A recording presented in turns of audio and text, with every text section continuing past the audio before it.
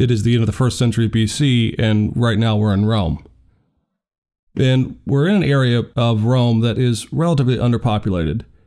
And it's the area where the church was largely active. It'd be the area around the largely Jewish settlements in the Roman area of the 1st century. And here we see Clement of Rome, to distinguish him from another figure by the name of Clement later, Clement of Alexandria. But Clement of Rome is a 1st century man. He's a bishop there in the city of Rome. And he is actually one of the disciples of the Apostle Paul. Tradition actually has it that Clement is the same Clement that is mentioned in Philippians 4:3, where Paul refers to his fellow servant Clement. And whether or not that's this Clement or not, it's hard to understand. But we do know that Clement of Rome is a disciple of Paul's. He sees himself as a successor of sorts to the great apostle. And there in Rome, Clement, as bishop and as a disciple of Paul, heard that things were still not quite as good as they should have been in the church of Corinth. And so there, from the city of Rome, Clement writes a letter. And that letter today is known as 1 Clement. But it is a letter from Clement to the city of Corinth, admonishing them on certain doctrinal points, encouraging them, and in many ways mimicking, though not trying to fully embody, all of Paul's writings to churches of the 1st century. In fact, some have tongue-in-cheek referred to this as 3rd Corinthians, because it seems very clear that Clement in this letter is trying to say some things that forwards and advances the gospel in the city of Corinth and in the church of Corinth, that really mimic and push forward some of the things that Paul was trying to say.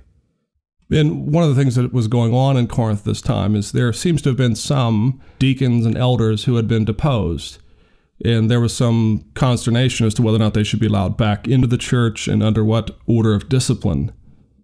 And Clement encouraged them to allow them, so long as they are repentant, to return to the office of leadership. He sees in their full removal and permanent removal a real heavy hand. And Clement says, this is not how we do things. The elders and the deacons, those who were chastised and disciplined for a time, need to be restored. He says in particular, it is their job to offer up the gifts, which is almost certainly a reference to the Eucharist. That in the order of worship, it is to the charge of the elders, those who are ordained, to offer up the Eucharistic sacrifice. And so, Clement argues, it's a bit unseemly to permanently bar those who were under discipline who have now repented and have come back. Among other things, Clement refers extraordinarily to the resurrection of Christ, but he does a bit of a poetic sort of turn of phrase. He actually does a bit of what we call natural theology in this text. When he's referring to the resurrection of our Lord, he actually refers to the resurrection of a bird that he thinks is actually a historical, actual bird in real time and space, and that is the bird, the phoenix. And Clement really believes that it's a marvel that the Lord, in sort of a symbolic fashion in the order of nature, has given this bird who dies and then is resurrected year by year as an example of the resurrection of our Lord. And of course, not a few people throughout history who have come to realize that the phoenix is a mythological creature, that it's not a historic creature, have chuckled at this because they laugh at Clement being so foolish as to believe that a phoenix was an actual bird. But his argument is simply that the resurrection is historically true, that Christ was bodily resurrected. And he makes this sort of oblique appeal to this phoenix. But his point is, Christ is risen, he is on the throne, restore these elders and these deacons, and get on with the ministry there in Corinth. And if we just take a step back and we look at this, here we have a direct disciple of Paul's ministering in the city of Rome. Now, if you are familiar with the book of Acts, you know Paul labored and strove and desired above all things to get to the heart of the Roman Empire, to the city of Rome itself, in order to do ministry. Tradition has it, of course, that Paul does end up there in chains and that he is eventually beheaded. But he is not there to establish a church. The best he's able to do is to offer the book of Romans to those in Rome who are ministering. And it is at least a poetic ending, in some ways, that here we have Paul's protege, one of Paul's direct disciples, ministering, living in Rome, in enacting the ministry that Paul himself was not able to do before his death. And not only that, but we see Clement taking up the charge of caring for some of the other churches that were under Paul's charge during his ministry and looking after feisty old Corinth off there in the distance. And with this lecture, we really get to this bridge point. This lecture is on the Apostolic Fathers, which is a name we use for those figures who come directly after the apostolic age. In many ways, like in Clement, we're talking about people who either knew the apostles or who, through some degree of separation, were directly linked to the apostles themselves. And the importance of understanding the Apostolic Fathers is that it provides the context and the earliest vocabularies of worship, church life, discipline, church structures, in all of these very interesting questions that we want to know about. What was the earliest worship like? Often we don't have a lot of documentation of what happens after the book of Acts for some time. The period of persecution and the period of low writing output by the early church means that sometimes we just have to piece things together through fragments and archaeology. But when we look at the Apostolic Fathers, we have in written form, though not as much as we'd always like, but we have in written form the earliest evidence of the earliest church. And we need to begin by reminding ourselves of the context.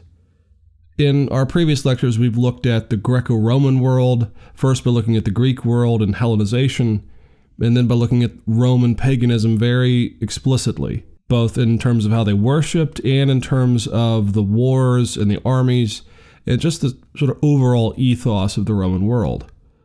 And we even looked at some of the Roman philosophies and the Greek philosophies that were at least dominant over the centuries of the time, either prior to the church or during it.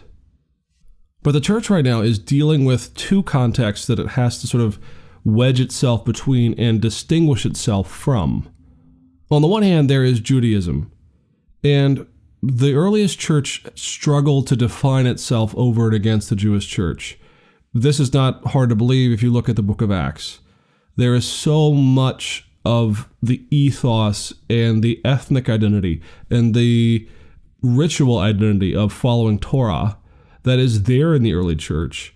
And there is so much of the structure of the synagogue that comes over into the earliest days of the church that at times, again, not unlike Paul's disciples or any of the other figures in the New Testament period, trying to parse out the subtle differences at times between followers of Christ and those who externally follow the Jewish ways was not always an easy task.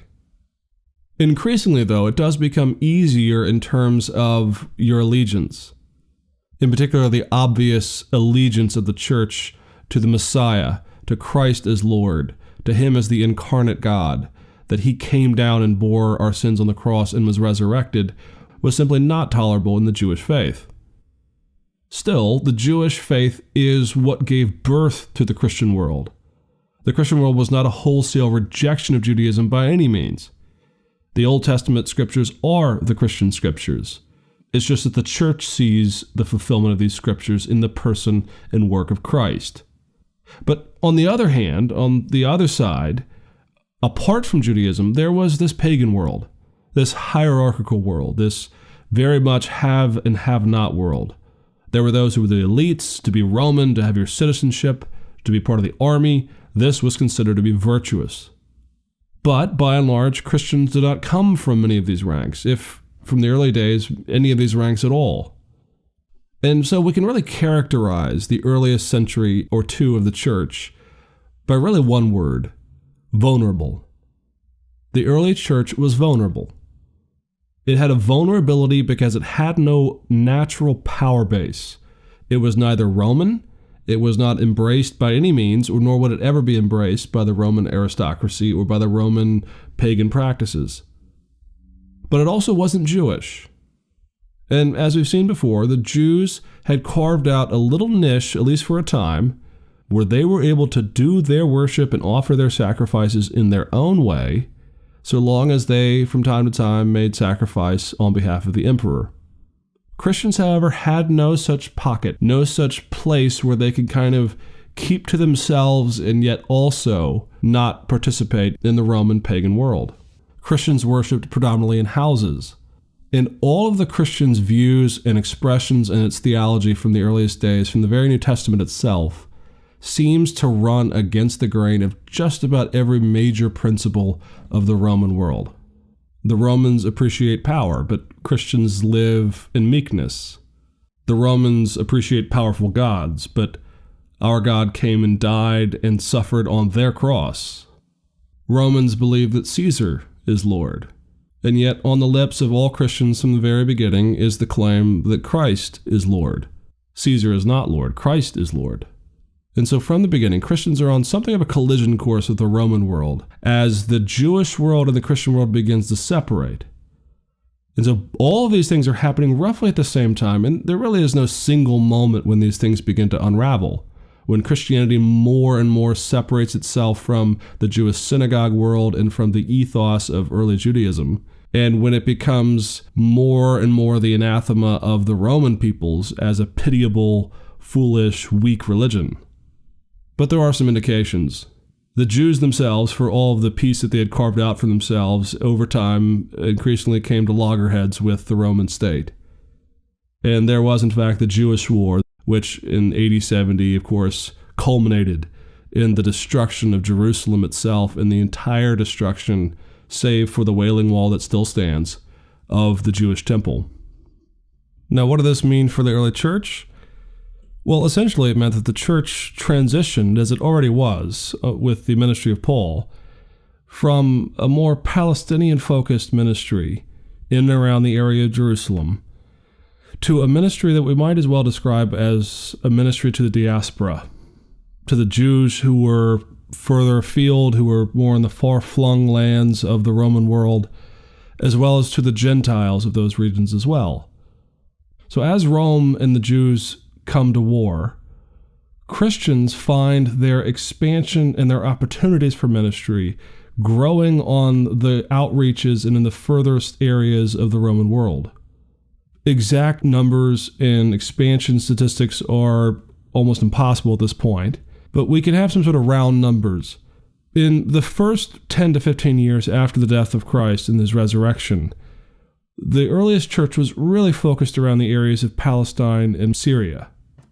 By the time you get into the early 2nd century, though, you start to see that the church has expanded rapidly not only beyond the borders of Palestine and Syria, but all the way into the heart of Rome and even up into modern-day Gaul itself in some areas.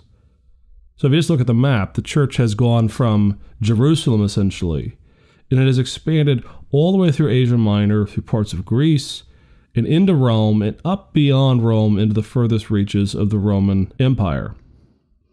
And it is within that expansion of the early church that we really see the flourishing of the Apostolic Fathers themselves. Now, who were the Apostolic Fathers? Put simply, the Apostolic Fathers were a group of figures who lived roughly from 75 on up until about 150 to 200 AD. Now, that last number obviously is a bit of a wide berth. 50 years is a bit of a stretch. And really going on up to the year 200 is a bit far to still be talking about the Apostolic Fathers. But give or take, this is roughly the time of the Apostolic Fathers' age. And all we mean by Apostolic Fathers is this. History has accorded the earliest writers and the earliest figures and pastors of the earliest church with the name the Fathers. Now, it depends on who you ask. If you ask a Roman Catholic, the patristics age, as it's called, the age of the Fathers, can go quite some time. It can go all the way up until the 5th century or even beyond. If you talk to others, they don't really like this term at all. Certain Anabaptist groups tend not to prefer to give an honorific to one age of the church, and those who see the early church as somewhat corrupt anyway tend not to glory in the writings from this period anyway. But both Protestants and Catholics are agreed that there was this patristics age, this age of the earliest centuries of the church fathers. And so all kinds of folks in the first at least 4 or 5 centuries of the church can be called the fathers of orthodoxy, you might say, or the fathers of the church. And so Augustine and Jerome and all of these earliest figures can be considered fathers. When we refer to the Apostolic Fathers, we're only referring to this earliest century of the church, those who were the bridge between the apostles themselves and the patristic age. And the figures that we're talking about are not all that numerous, and the writings from these folks are not all that significant. They're either short epistles or short little tracts and treatises. But we can list them here just so that you're aware of them. There's Clement of Rome, who we've already mentioned. There's Ignatius of Antioch, Polycarp, and Papias. There are a couple of books that are given the name of an author, though we're not entirely sure of its authenticity in terms of the name of the person who wrote it. And there are other books that simply have no author at all. The Shepherd of Hermas, for example, has no author listed with it. It's a prophetic utterance. Two of these texts in particular, though, we're going to separate and isolate and sort of study just briefly. One is the Epistle of Diognetus, which we're actually going to look at in our next lecture on early heretics and Christian orthodoxy. Right now, we're going to look at the Didache. Now, the Didache is a very important book from this earliest time, and in fact, it is actually the earliest surviving catechism from the early church, the Didache. Now, the name, the Didache, just simply means the teaching, or sometimes the teaching of the 12. Now, this text had for a long time been lost to us in the West. It was actually in 1873 that someone rediscovered the text in another codex. And ever since then, it's been studied as one of the earliest, if not the earliest text that we have from the 1st and 2nd century. Dating it is next to impossible, but it is certainly extraordinarily early, either late 1st century or the early 2nd century. And this text is a catechism. It's designed to instruct new Christians on the order and the structure of the faith and the way to live the Christian life in this period of time. And for that reason alone, it is extraordinary because it says so many things about the early church pattern of life that we're always interested in.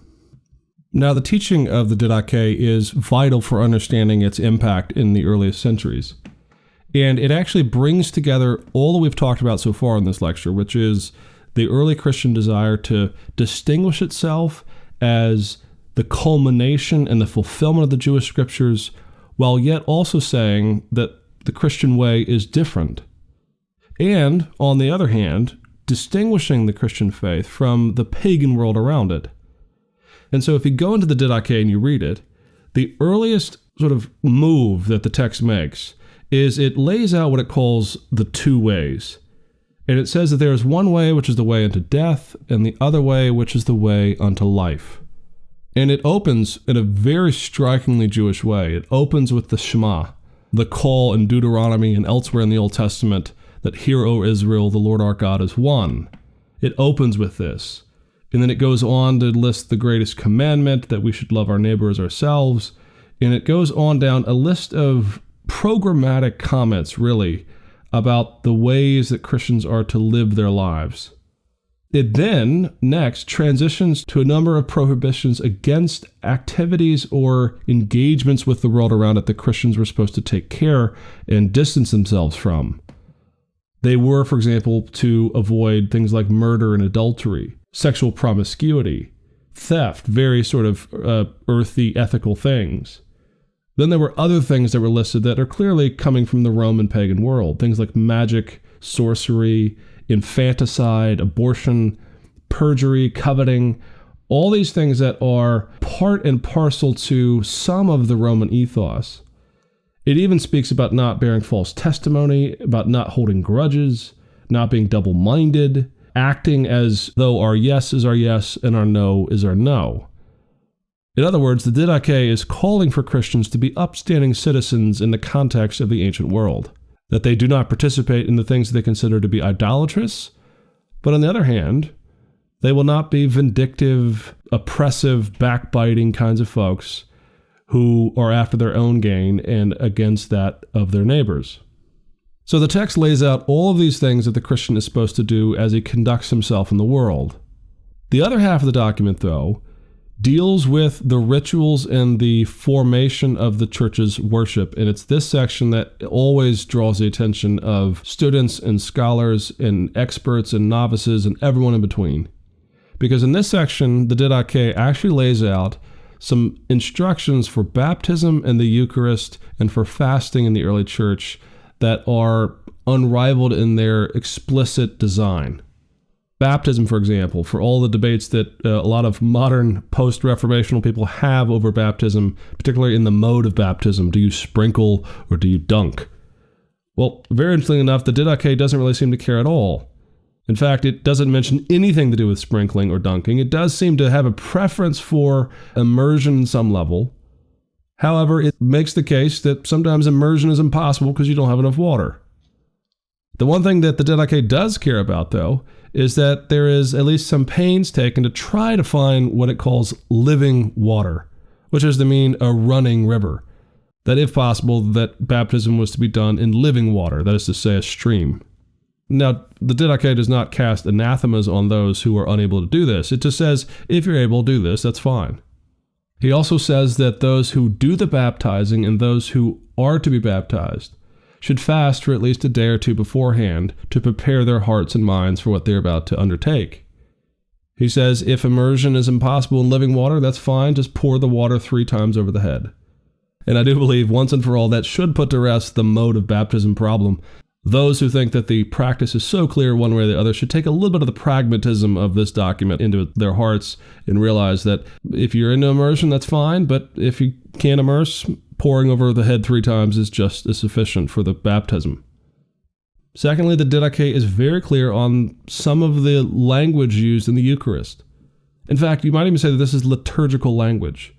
Now, I don't mean that it's formalistic liturgically, but just simply that just as we see in the book of Corinthians where Paul is giving some comments about what is said during the Eucharistic service, the Didache repeats many of these lines almost verbatim, though not entirely so. It says that concerning the cup we say, we thank thee, our Father, for the holy vine of David thy servant, which thou madest known to us through Jesus thy servant. To thee be the glory forever. And there is a similar refrain for the bread when it is offered as well. Clearly, in other words, the early church is Eucharistic. So in other words, if you are of the opinion that the Lord's Supper is a lot of gobbledygook that was sort of invented and a lot of liturgy that was sort of trumped up over 3 centuries of the early part of the church, you need to really wrestle with the Didache. From the beginning, it is saying that the Eucharist matters, and here is the form and the language and the vocabulary we use during this part of the service. Another thing that the Didache cites as part of the practice of the early church is the practice of fasting. Very interestingly enough, this is one of the points when the early church does take a real sort of cultural stand against Judaism, though not in practice. It was the practice of the Jews to fast 2 days a week, and the Jewish practice was to fast on Monday and Thursday. That is to say, from sunup to sundown on Monday and Thursday, Jews would abstain from food. They would perhaps give that money away that they would have bought food with. Maybe they'd give the food itself away to the poor. But on Mondays and on Thursdays, the Jews would fast. Well, the Didache says in no uncertain terms that the Christians do not fast, quote, with the hypocrites, but instead the Christians fast on Wednesdays and Fridays. And so the practice is still the same. They just chose 2 alternative days in the week to have their fasts. He also says that the Christians pray the Lord's Prayer 3 times a day. And he says very explicitly that by this point, Christians are increasingly choosing not to pray with their Jewish brethren. That at some point, their difference in their understanding of the Messiah was causing them to be unable to pray together because they were praying to different ends and for different means, and frankly, to different gods, at least in terms of different understandings of what God had wrought in the person of Christ. And he says that at this point, the Christians and the Jews had begun to pray separately, and that the Christians prayed the Lord's Prayer 3 times a day. In the end, what we know about the Apostolic Fathers is really only piecemeal. We always wish we knew more. We always wish we had smoking guns about, early church worship liturgies that were still sort of left lying around. We wish that the practices of the early church were more obvious to us at times. Frankly, one of the most important questions is, how did this untethering of the Jewish and the Christian world go about?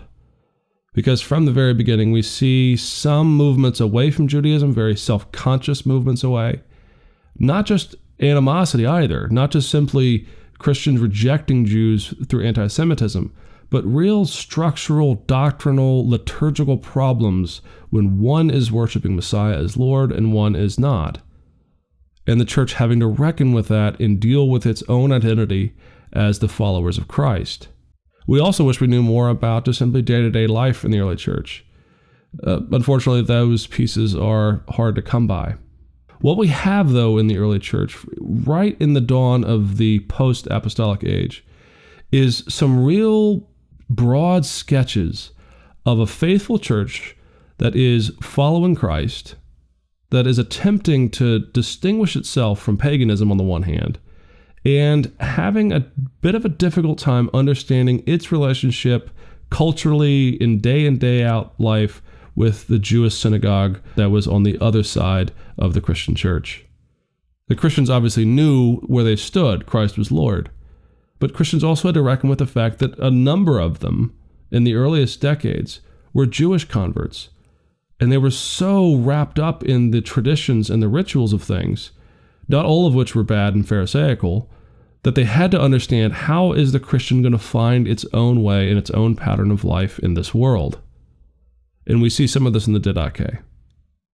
Now, the next thing to come up is as the world begins to take its eye and it looks at the church and it begins to say things about the church, as the pagans look at the church and begin to cast aspersions and make fun of it for being sort of poor and weak and foolish, and as the Jews begin to attack Christianity as being abhorrent and a bastardization of the Jewish faith, the next step in the Apostolic Fathers' age is a transition from simply maintaining its own ethos and developing its own ministry internally to a new move of what we call apologetics.